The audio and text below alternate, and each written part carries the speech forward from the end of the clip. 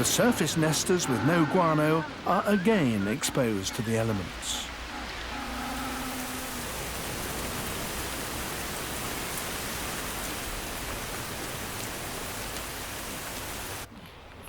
The burrowers do better, although flooding is a danger.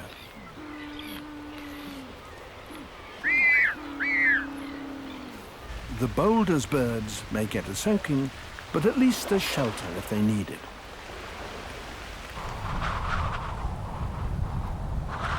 These winter storms are unpredictable, and they bring perils for all the penguin colonies.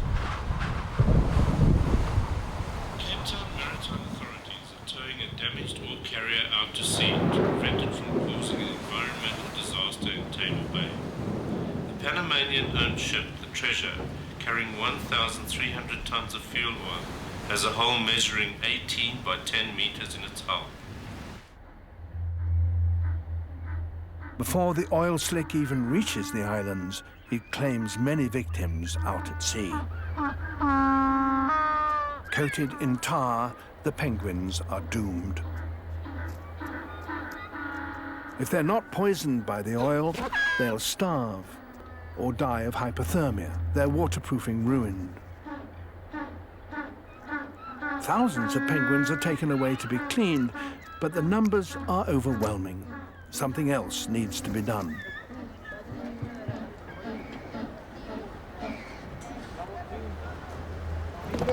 As the slick approaches Dasson Island, the only option is emergency evacuation.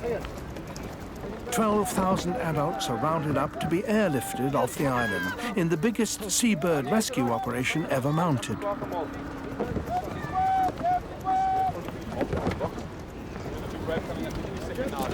It's a mammoth task and not a pleasant one.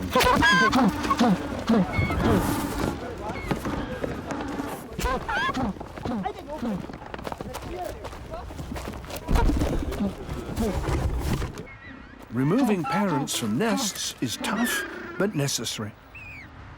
Around 3,000 chicks are rescued too, but parents have to take priority.